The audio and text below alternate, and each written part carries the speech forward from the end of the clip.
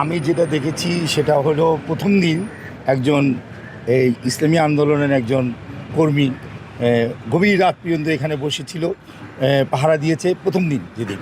তারপরে সে ফজরের নামাজ পড়ে চলে গেছে এবং তারপরের দিন তার সমস্ত কর্মী নিয়ে সে গেটে অদে ছিল। এটা আমার চোখে দেখা। এবং কালকেও আমি দেখেছি যে ছোট ছোট ইসলামী আন্দোলনের যে ছোট ছোট বাচ্চারা তারা পর্যন্ত কালকে রাত জেগে আছে। সাহিত্য আছে আমি এটা কইতে পারি না, কিন্তু আমি নিজের চোখে দেখিয়ে গেছি যে ভবিষ্যতে আমি ভারতবর্ষে গিয়ে আমি কইতে পারবো যে এখানে কোনো কিছু হয় নাই। এটা সংবাদ জানাইতে লাগে না, আর মানে আমাদের যেটা সম্পর্ক ভাই বিরাদর সম্পর্ক আছে সেটা নষ্ট হইতে লাগে না। এই যে একতাবদ্ধ এবং বন্ডিং যে অবস্থাটা আছে এটা আমরা চাই যে সবাই আমরা হিন্দু বৌদ্ধ খ্রিস্টান আমরা সবাই একসাথেই থাকতে চাই এবং একসাথেই ছিলাম। আমি আশা করি সামনের বারও আমরা এগিয়ে যাব সবাইকে নিয়ে। পরিস্থিতি স্বাভাবিক হলে আমাদের এটা আস্তে আস্তে তখন তো প্রশাসন তখন এটা ট্যাকেল দিবে। আমি কিন্তু ইন্ডিয়ানও নাগরিক, বাংলাদেশের নাগরিক।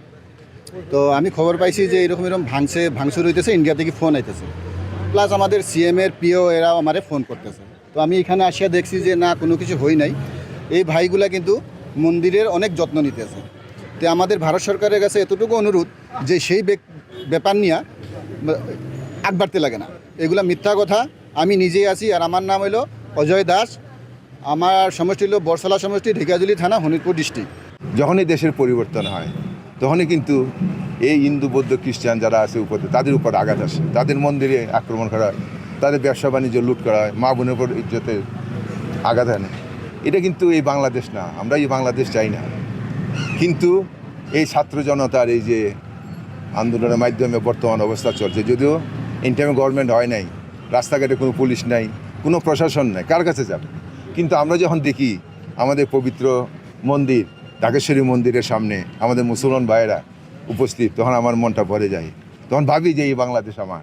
মহব্বতকে রক্ষা করো। তো সেই জন্য আমরা এই বাংলাদেশ যখন স্বাধীন হয়েছে, বাংলাদেশ স্বাধীন হওয়ার আগেও হিন্দু বৌদ্ধ খ্রিস্টান সবাই ছিল। স্বাধীন হওয়ার পরে আমরা সবাই একত্রিত বসবাস করতে চাই, সদ্যভাবে আমরা একত্রিত বসবাস করতে চাই।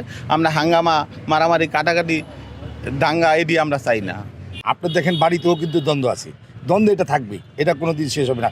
পকেট মার যখন বলে যে আমি পকেট মার ছেড়ে দিব যেদিন পাবলিকের পকেট থাকবে না, সেরকমই আর কি একটা উদাহরণ। সরকার পরিবর্তন ঘটলে একটা কিছু ঘটে দেশে, এই জন্য আমাদের আমির পীর সাহেব হুজুর চরমানাই উনি বলছে প্রথম থেকেই তোমরা প্রতিটা সংখ্যালঘুর তাদের বাড়িঘর, মন্দির, গির্জা যা কিছু আছে সব তোমরা তার নিজ দায়িত্বে পাহারা দিবা। কেউ যিনি কোনো দুর্বৃত্ত যিনি এখানে কোনো কিছু ঘটাতে না পারে। রাসূল সাল্লাল্লাহু আলাইহি ওয়াসাল্লাম বলছে যে তোমরা প্রতিবেশী, সে অন্য জাতীয় যদি হয় তাকে তোমরা কি করো, দুর্বৃত্তরা যেন আঘাত না করতে পারে এবং ভাঙচুর না করতে পারে। সব মন্দির এবং গির্জা যেখানে যা আছে তাদের দোকানে সব জায়গায় আমাদের নেতা কর্মীরা ইনশাল্লাহ কাজ করতেছে।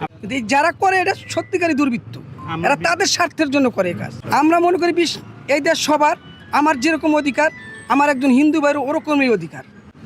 উনি যেরকম এই দেশের বাঙালি, আমিও ওরকম একজন বাঙালি, আমার মধ্যে ওনার মধ্যে কোনো পার্থক্য নাই। উনি এই দেশে থাকার যতটুকু অধিকার আছে আমারও ওরকম অধিকার আছে।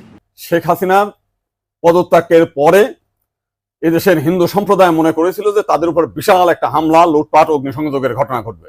বিকালেই বিএনপি এবং জামাতের নেতারা তাদের নেতৃবৃন্দকে হিন্দুদের বাড়িতে হামলা, লুটপাট, অগ্নিসংযোগ যাতে না হয় এবং প্রত্যেক মন্দিরে যাতে পাহারা দেয় সেই ব্যবস্থা করার নির্দেশ দেয়। সাধারণভাবে হিন্দুদের উপরে বড় কোনো মন্দিরে কোনো হামলার ঘটনা ঘটে নাই। কিছু আওয়ামী লীগের হিন্দু নেতা আছে যারা বিভিন্ন সময় লম্পঝম্প করেছিল, তাদের বাড়িতে, শুধু হিন্দু বাড়ি না, মুসলিম আওয়ামী লীগ নেতাদের বাড়িতেও হামলা হয়েছে, লুটপাট হয়েছে এবং সামান্য কিছু সুযোগ সন্ধানী এলাকা ভিত্তিক তারা কিছু সামান্য মন্দিরে হামলা করেছে, সেটা ব্যাপক বিষয় না।